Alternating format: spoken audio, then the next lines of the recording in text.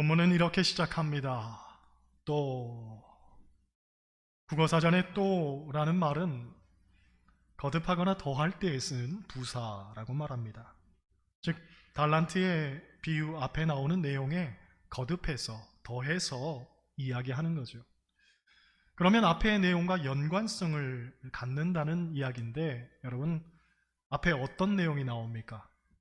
우리가 읽지는 않았지만 열처녀의 비유 이야기가 나옵니다.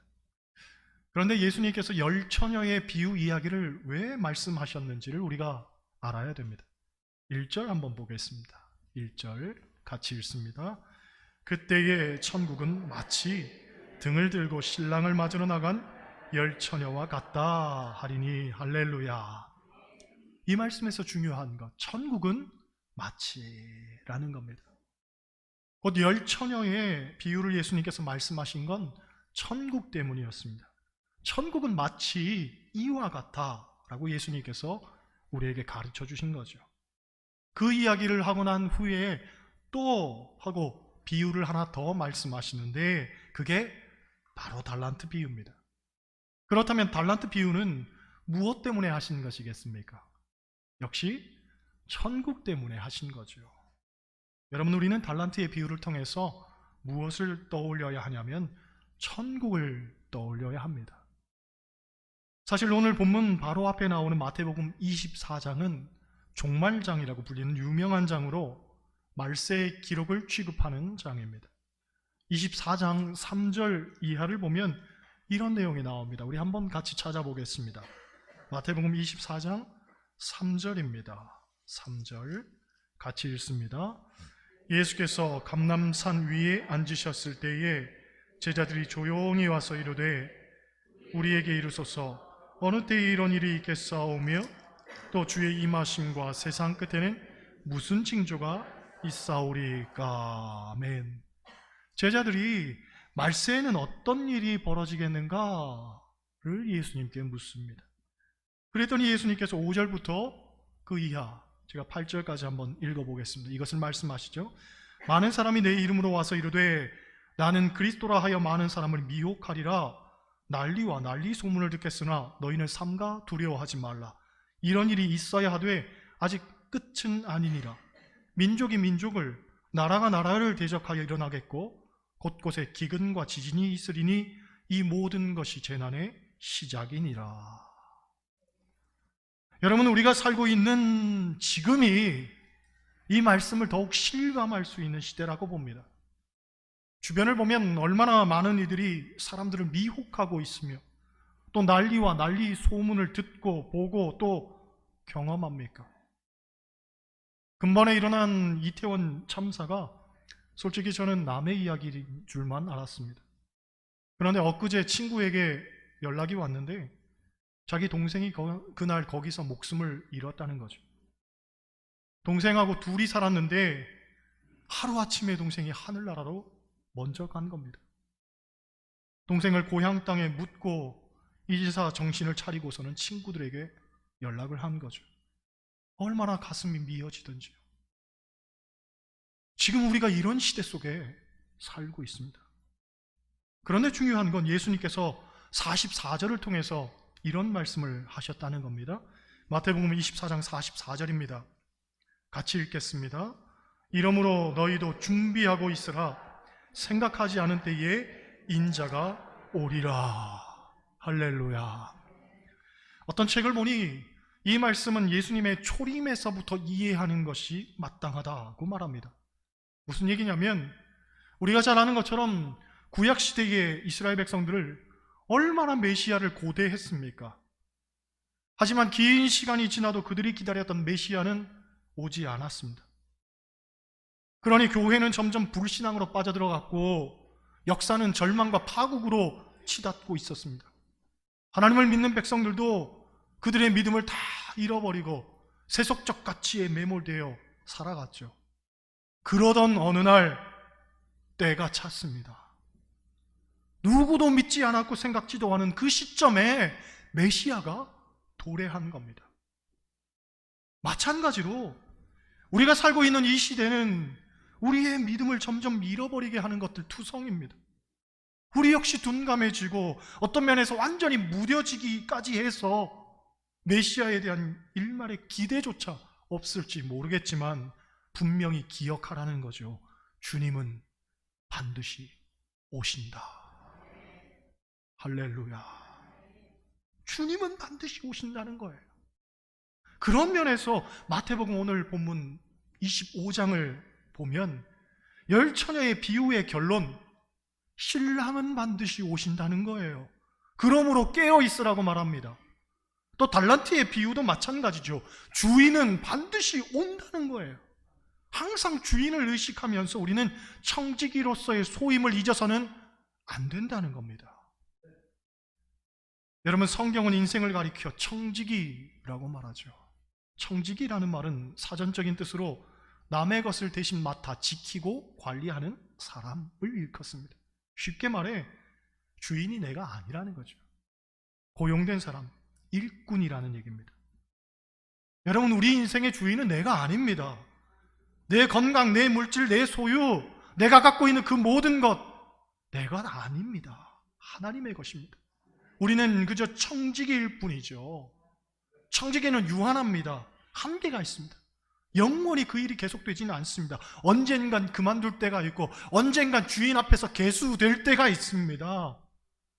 그것을 우리는 기억하고 살아야 되는 거죠.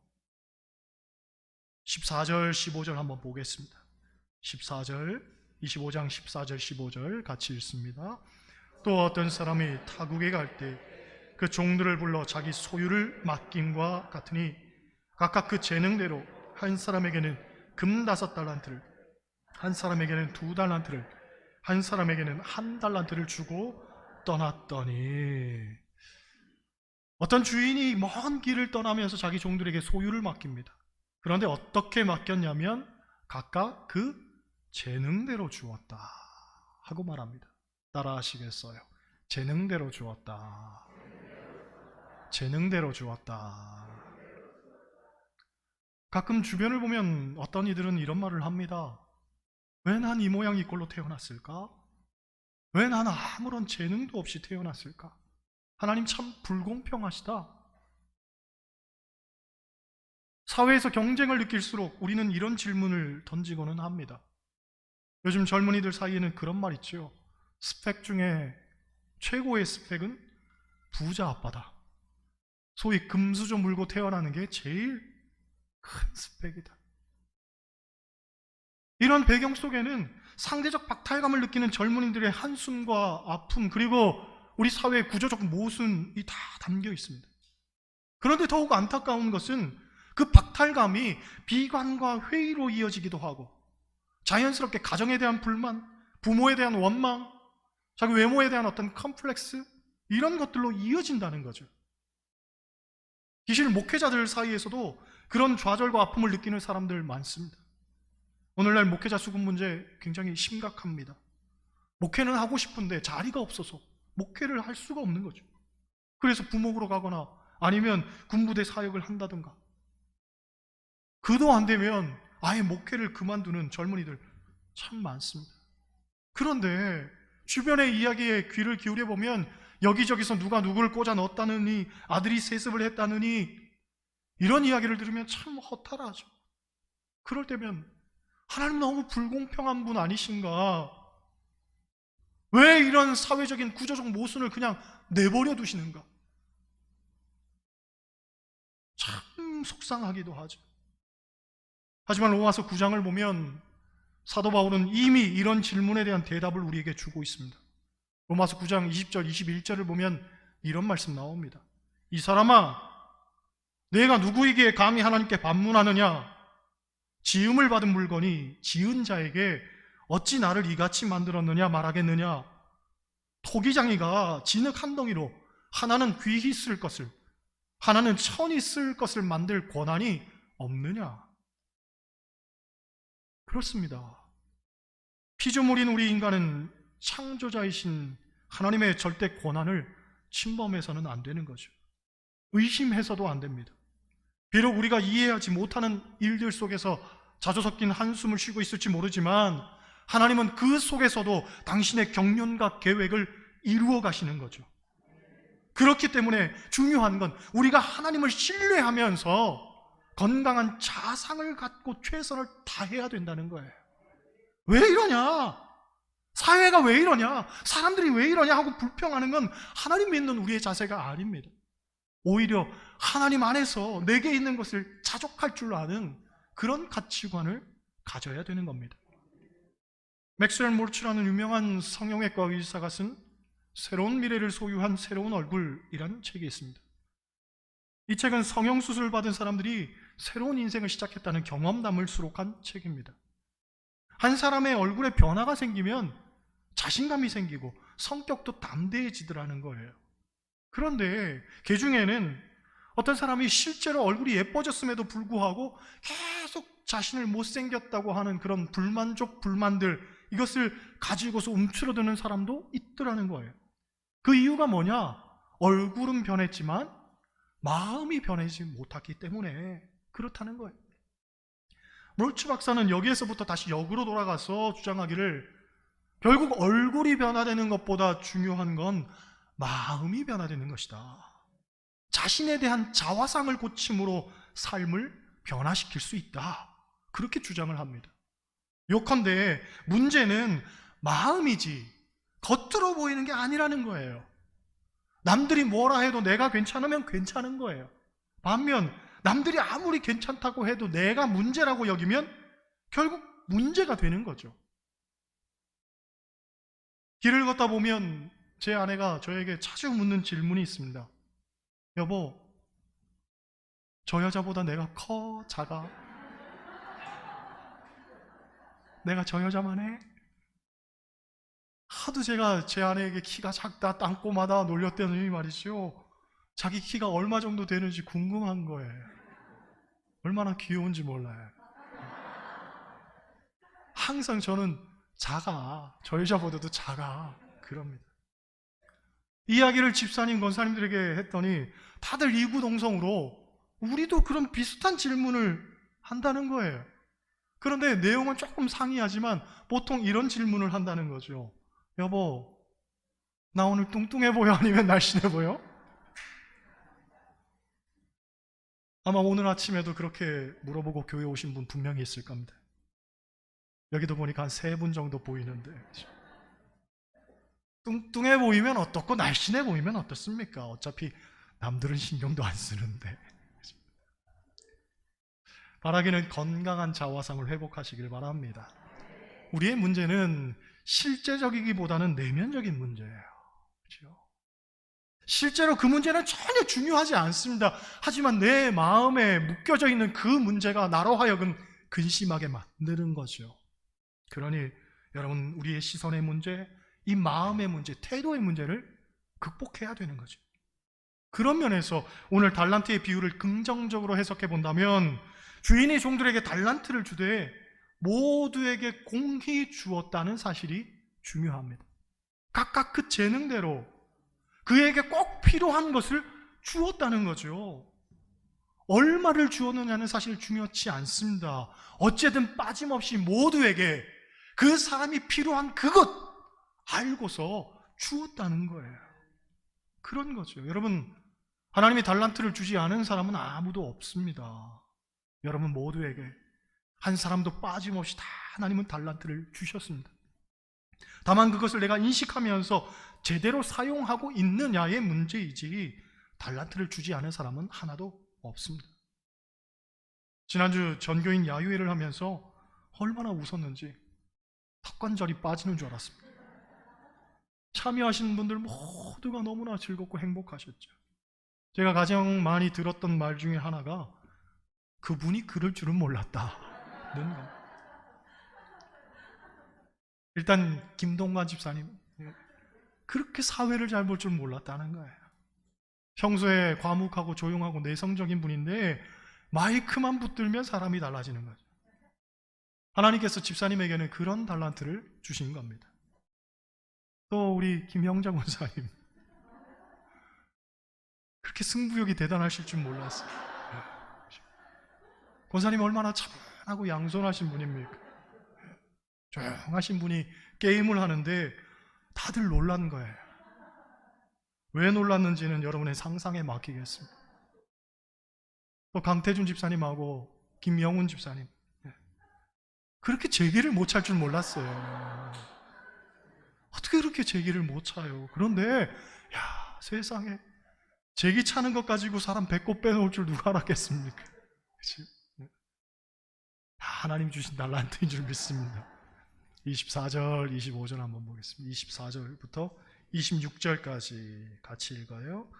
한 달란트 받았던 자는 와서 이르되 주인이여 당신은 굳은 사람이라 심지 않은 데서 거두고 해치지 않은 데서 모으는 줄을 내가 알았으므로 두려워하여 나가서 당신의 달란트를 땅에 감추어 두었었나이다.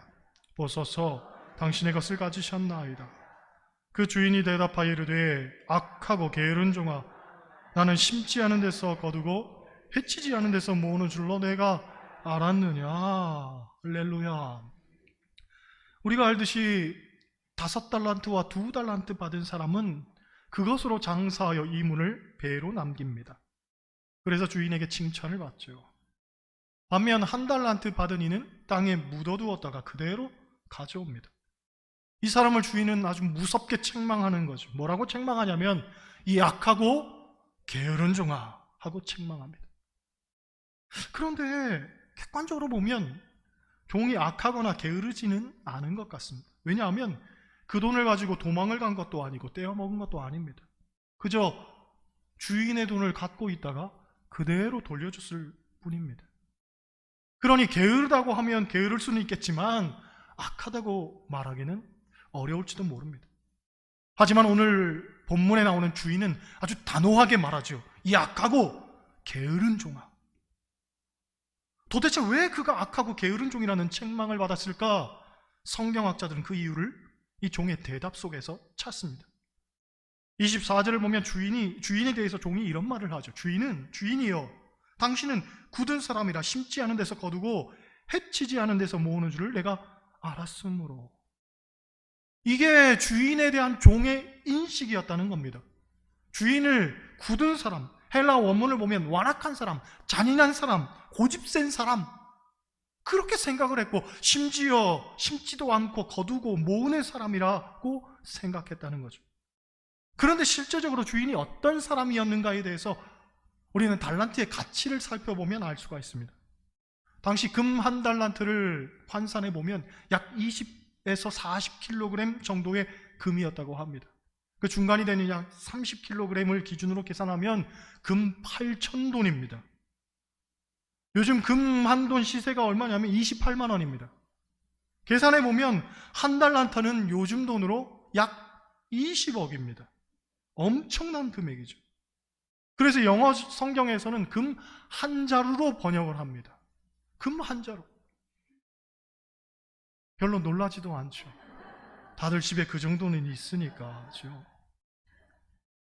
금자루를 맡겼다는 거예요.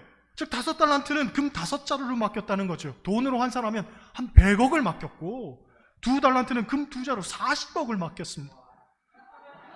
1달란트 받은 사람도 20억입니다.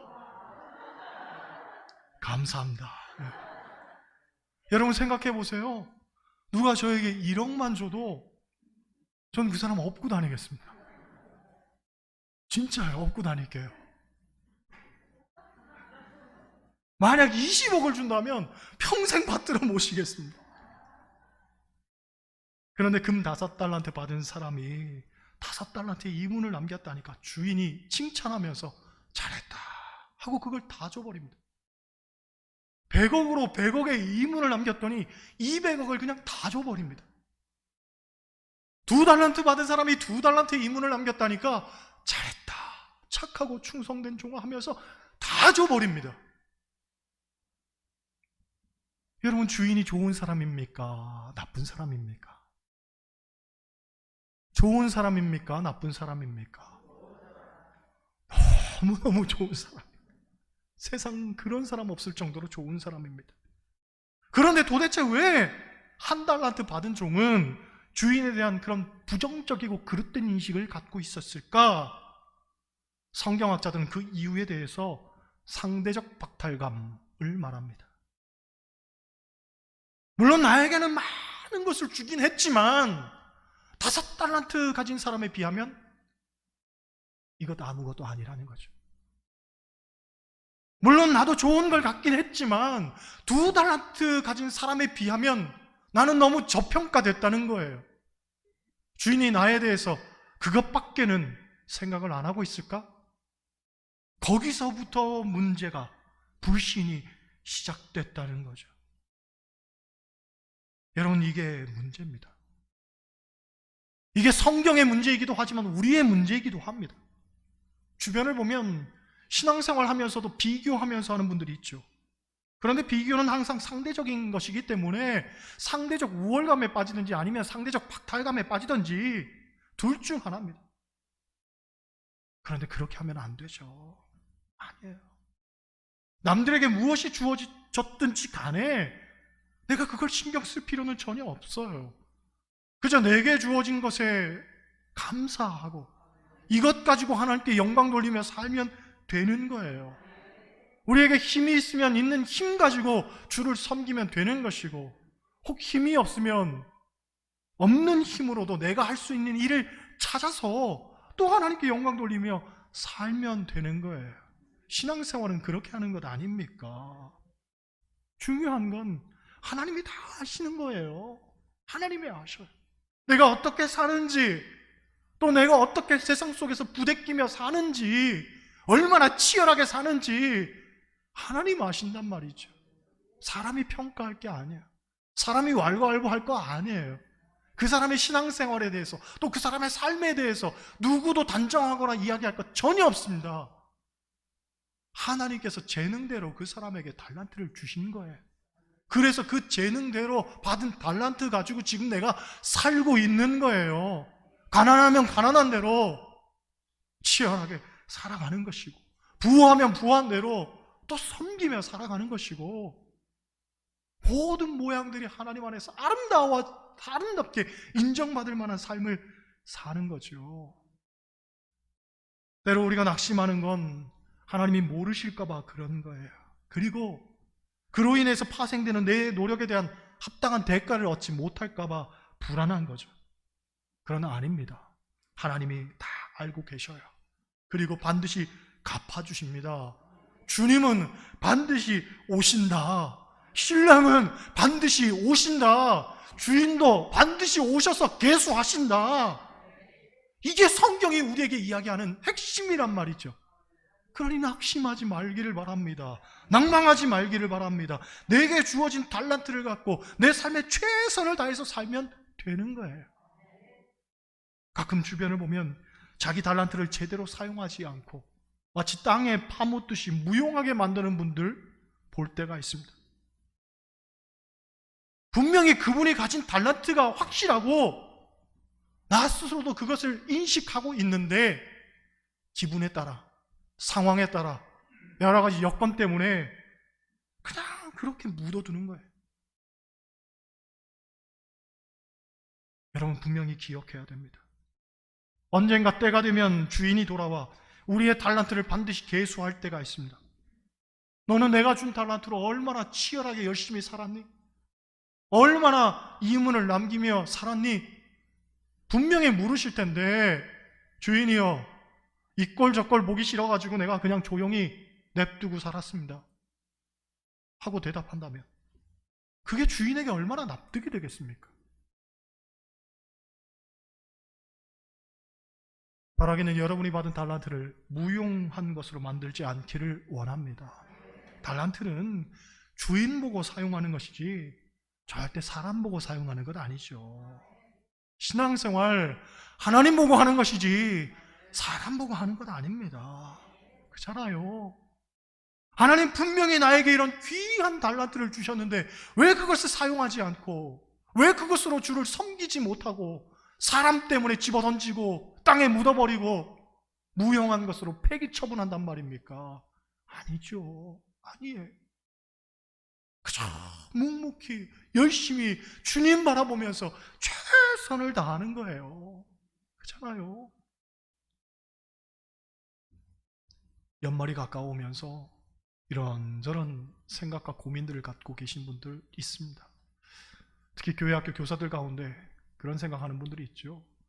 우리 부목사님 오셔서 우리 사모님, 부목사님 열심히 그렇게 하시니까 그 모습 보면서 참 도전이 된다. 나도 열심히 해야 되겠다. 이런 분들은 거의 없고 이참에 내가 빠질까? 눈치만 보고 있는 거예요. 내가 먼저 빠져야 되는데.